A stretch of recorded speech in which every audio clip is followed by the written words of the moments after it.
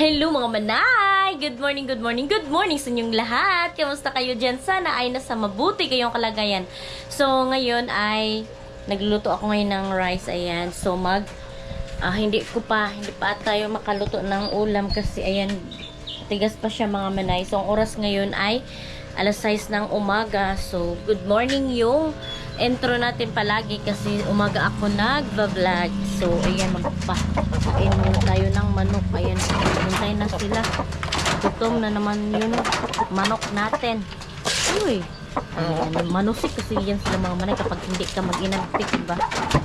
So, kahapon, naglaba pala ako, hindi ako nakapag-sampay. Ayan mga manay. So, magsampay tayo ngayon at kukunin ko pa itong mga damit na to. Mag-start na muna ako ngayon na magsampay kasi magkuha na nito mga manay para makasampay tayo kasi yung ulam natin ay matigas pa naman, so sayang ang oras. So kailangan time management mga manay, may gagawin tayo sa time na wala tayong ginagawa. Nag-uga na yung pala, pakita ko sa inyo ito mga manay ay gamot to mga manay, herbal yan mga manay, kahit walang bisbis mga manay. Ano kasi yan siya, kung hindi alam ng mga tao ito ay herbal yan. Ang alam lang nila nito ay sagbot ba, grass na tumutubo kahit saan. Ayan, pero ang totoo herbal yan mga manay. Nakakatulong ito sa mga mataas ang uric acid, basta madaming benefits nito. Ang tawag nito ay pansit-pansitan sa Tagalog. Yan, iwan ko kung anong tawag sa iba, basta ito pansit-pansitan. Research nyo yan, madaming benefits at saka madaming sakit na matulong basta every morning inumin mo yan, tapos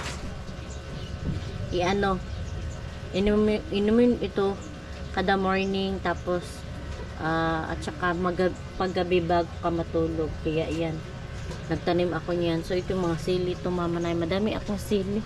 So yun, start na tayo kunin tong mga damit para makasampay na tayo. Ang dami ko kasi nila, bahala yan. Dryer ko to mga manay, kaya ganito.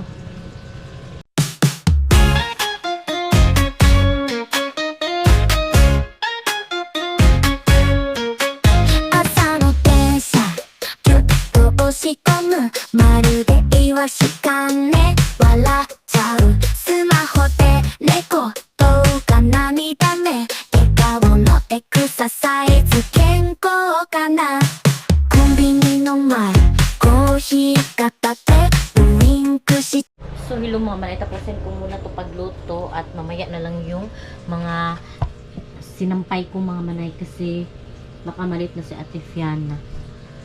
So dito ko na lang muna kayo ilagay.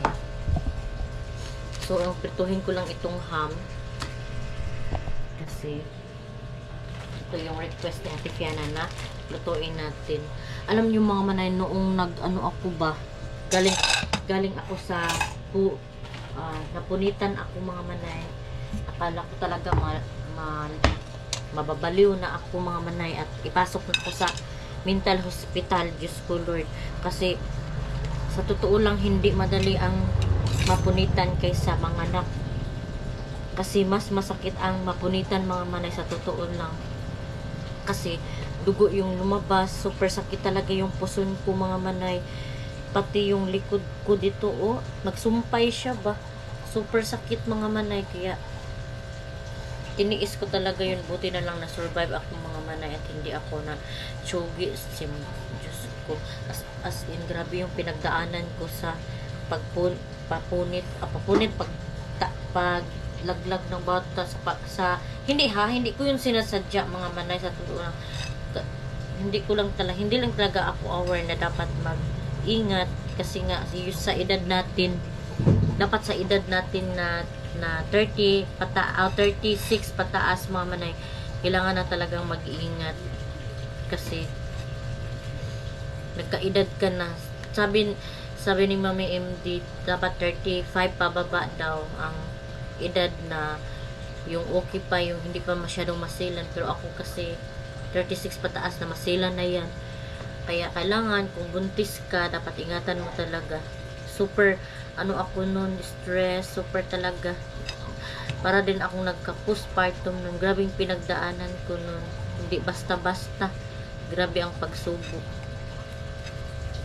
Kaya, yun. Para na ako mabaliw nun sa kakaisip. Super talaga. Kasi feeling ko talaga na nakapatay ako ng anak. Ganun mga manay ko. Kaya, feeling ko, mababaliw na ako. Kaputi na lang okay tayo. Buhay ako. Pero sayang yung bata. Sa totoo lang, sayang talaga mga manay. Excited pa naman ako magka-baby.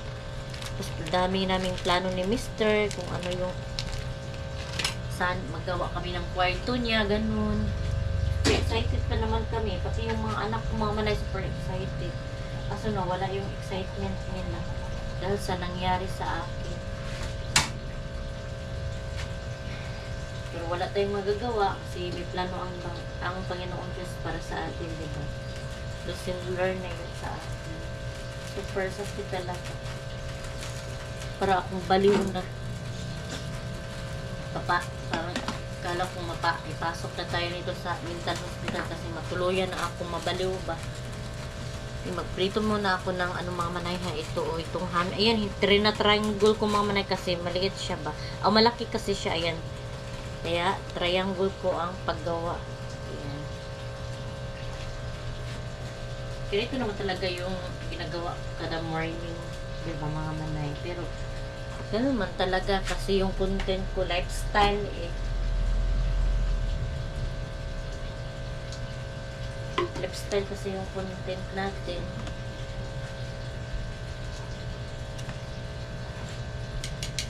Painitin ko muna tong oil bago ipasok yan. Ilagay para maluto siya. So, ayan mga manay, luto na. So, ipasok ko na to sa loob kasi kakain na si Ate Fiana. Si Ate Fiana lang kasi yung may klase mga manay kasi si Phyllis wala. Kasi si yung teacher kasi niya gagawa daw ng madilim na naman dito sa loob natin. Madilim kasi yung bahay namin mga manay kasi yung ceiling namin ay napakababa. So, ayan sira-sira na nga yung bahay namin talaga. Ayan pa. Ayan butas-butas na yung kisame namin. Ayan mga manay. So, pasensya na kayo kung madilim na naman tayo dito. Kasi mayroon akong subscriber na sabi niya madilim daw yung video ko. Kasi dito sa loob ng bahay madilim talaga mga manay. So, pero makita naman mga manay kahit madilim. Ayan si Ate Fiona. Hi ate! Minsan lang ito siya nagpapakita sa video. Tanggal na ako.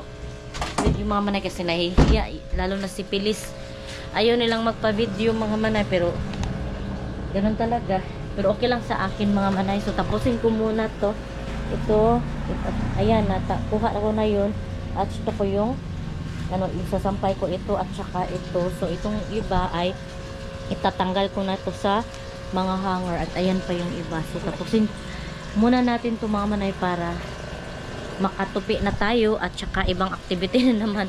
Ganyan talaga ang buhay nanay mga manay. Araw-araw ganito. So, plano ko nga mga manay, matong kuhit, nawala yung kuhit. Plano ko nga mga manay ay ako. Ito yung pangkuhit ko. Ay, punta ako ng sapa ba mga manay, manguha ng suso. Kasi ganun, gusto kong kumain ng suso eh. Yung parang snail siya na pwede makain. So, at saka mag-vlog din naman at ibang content din mga manay. Kasi dito lang tayo sa bahay parati. Gusto kong labas-labas din tayo pag may time. So yan, tapusin ko muna itong mga manay para makakain na din ng breakfast.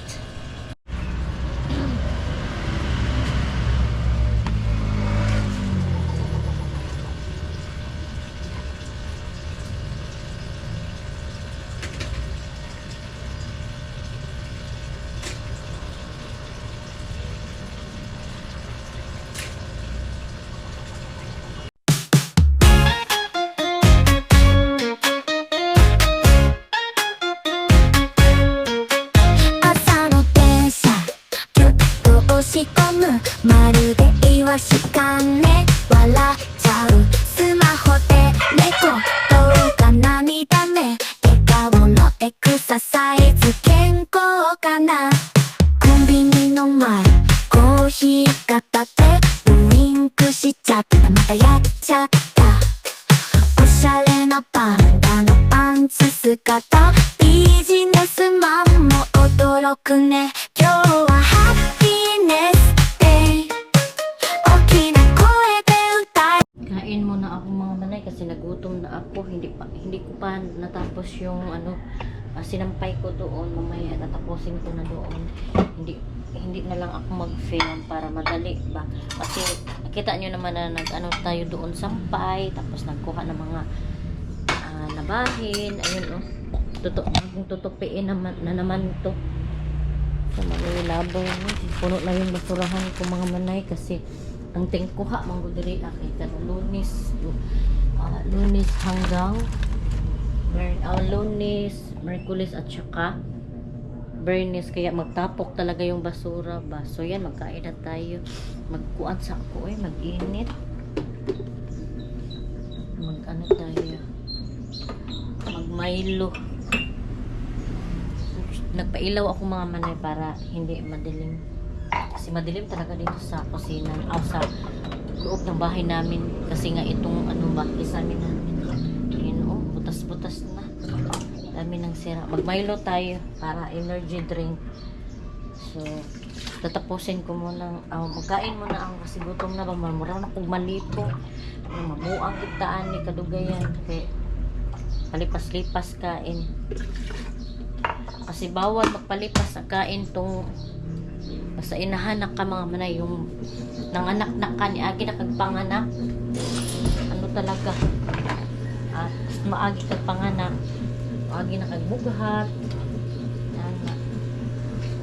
kaya kain na tayo huwag tayo palipas-lipas tapusin ko na yung sampayan mamaya sinampay ko mamaya para maano na makakuanta matapos na yung sinampay natin. So ilagay ko muna kayo dyan. Hugas ka ng gamot. Okay, may kinamot para ko. Dati kaya nandito pa mga nagbihis pa. Ito yung Milo. Pilis mga mahilig mag-Milo pero lamlamon niya. Ako din nung bata pa ako mga manay. Mahilig ako mag-Milo pero lamlamon lagi po. Sarap kasi ang Milo mga manay matamis ba.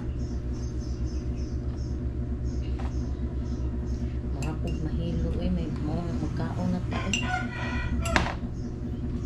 pagkatapos kasi madami tayong gagawin kada morning, madami talagang gagawin mga manay kaya morning ako nagva-vlog kasi kapag kuan udto na wala naman maghatod sundo na so may classes pilis so hindi ako makapag hatod sundo so yan kain tayo yan ulam natin ham at saka tuyo din ako.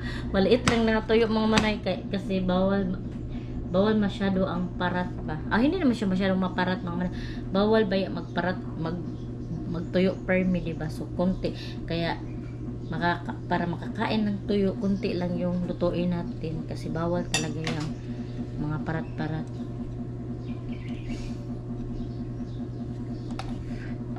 So hindi pa naluto yung ko ininit.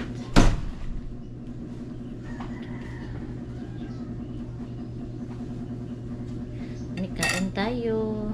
Kain si Ate Piano. Liit na kabe.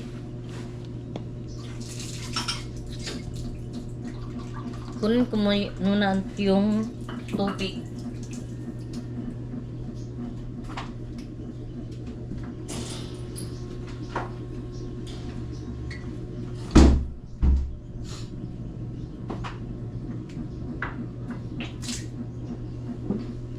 Init na siya.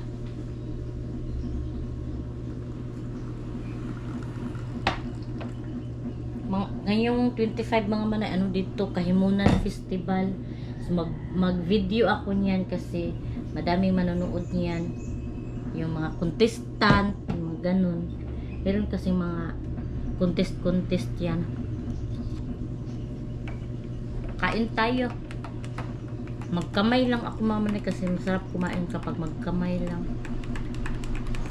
Mamaya ko na lang yung tapusin yung sinampay ko tapos kung sinampay maglinis na ako dito sa bahay. Ganun kaya umaga ako nagpa-vlog kasi nga sa mga gawain umaga kasi